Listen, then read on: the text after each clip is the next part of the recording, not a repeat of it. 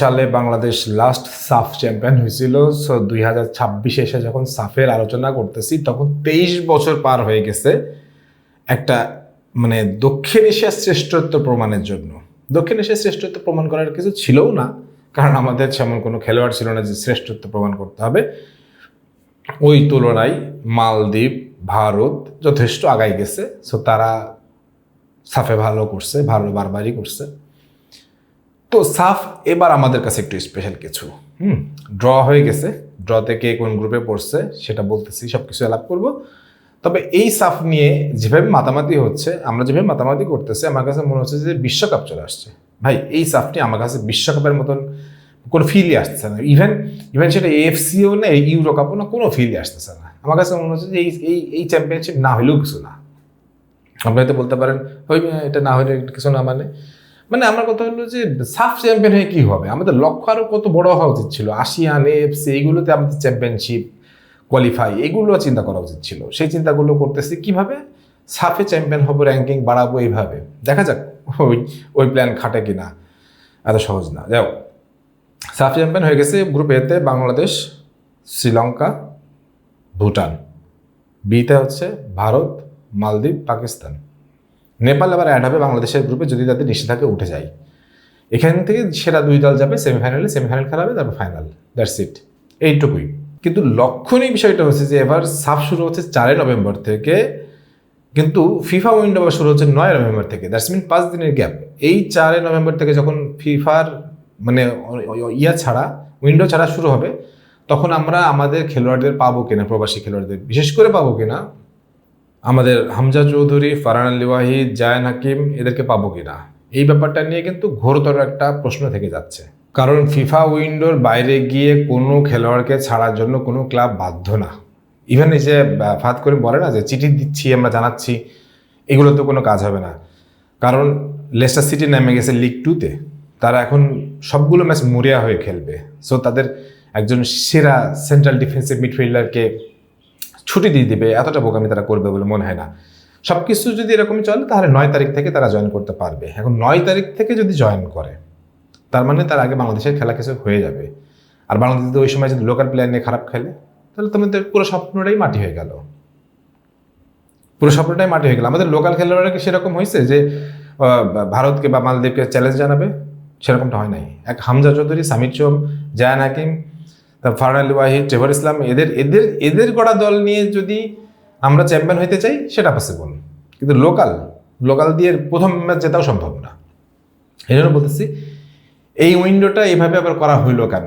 অনেকেই আবার এটা নিয়ে বিরক্ত যে 4 তারিখে কেন করতে হইলো, 9 তারিখে করতো। ভাই দেখেন, একটা মাঠে সবগুলো ম্যাচ খেলাইতে হবে।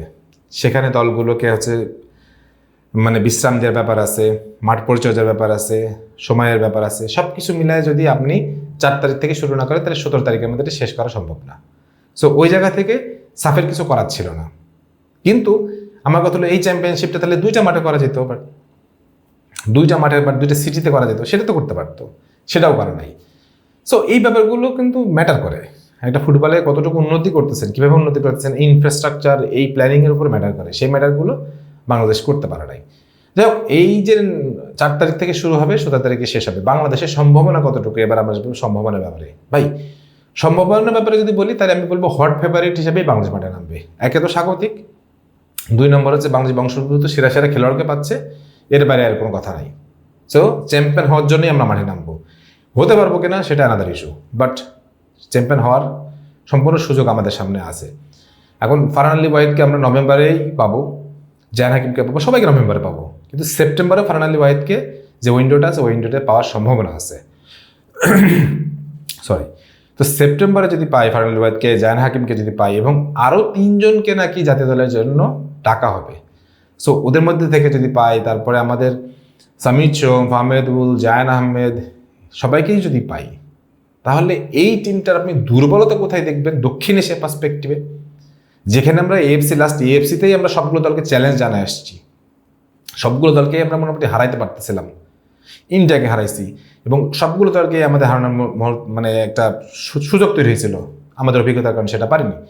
কিন্তু দেখেন ওইদিকে উল্টা ইন্ডিয়া, তারা তো যথেষ্ট এগিয়েছে, কিন্তু তারা এখনও বড় বড় চোখ করে বড় বড় দিকে তাকাচ্ছে। নিউজিল্যান্ডের মতন বিশ্বকাপ খেলা দেশের সাথে তারা প্রীতি ম্যাচ খেলবে, ব্রাজিল আসতেছে প্রীতি ম্যাচ খেলতে। সো তারা হারতে সমস্যা মনে করে না, হারলে মনোবল ভেঙে যাবে সাফের আগে, এটা নিয়ে ভাবতেছে না। আর আমাদের বাংলাদেশের কোচ ভাবতেছে হারলে মনোবল ভেঙে যাবে। তাহলে আপনাকে আমি দিচ্ছি কিসের জন্য? হারলে মনোবল ভাঙবে কেন? আমাদের দেশ যখন ব্রাজিলের সাথে খেলবে হারবে, এটা সবাই জানে, কিন্তু এই হারার মাঝখানে তো তাদেরকে ফাঁক ফোকর বের হয়ে আসবে, তাদের খেলার ধরনটা বের হয়ে আসবে, কিভাবে কি করতে হবে, বাণিজ্যিক কাঠামোগত সব কিছু উন্নতি তো হইতো। যাক, এটা কালকে একটা ভিডিও করছি, ওই কথা আজকে বলতেছি না। তবে সাফে আমি গ্রুপ পর্বে বলেন, সেমিফাইনাল বললেন, ফাইনাল পর্যন্ত আমার কাছে মনে হয় আমি কোনো তুলনা দেখি না বাংলাদেশের সাথে। সর্বোচ্চ বাংলাদেশ এবং ভারতের একটা ফাইনাল হওয়ার সম্ভাবনাই আমার কাছে বেশি মনে হয়, এবং সেই ফাইনালে স্বাগতিক হিসেবে বাংলাদেশ একটা দুর্দান্ত লড়াই দিবে, সে লড়াই আমরা হয়তো চ্যাম্পিয়নটাই হব। এখন ভারতকে আমি সবসময় একটা কথা বলি, ভারত ফুটবলে যেভাবে আগাইছে তাদেরকে কোনোভাবেই আপনি ছোট করে দেখতে পারেন না, কোনোভাবেই না। যত আমাদের ভালো ভালো খেলোয়াড় আসুক, তারা কিন্তু দল হিসেবে যথেষ্ট পরিপক্ক হয়ে গেছে, এবং তাদের রায়ান উইলিয়ামস আসার পর থেকে তো তারা আরও বেশি ডেঞ্জারাস হয়েছে, বিশেষ করে অ্যাটাকিং থার্ডে।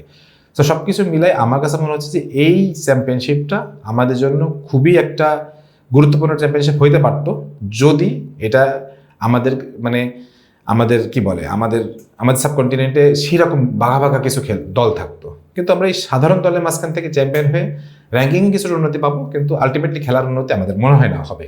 এ ব্যাপারে আপনাদের কি মতামত সেটা অবশ্যই কমেন্ট সেকশনে জানাবেন। সব ভালো থাকেন, সুস্থ থাকেন, আল্লাহ হাফেজ।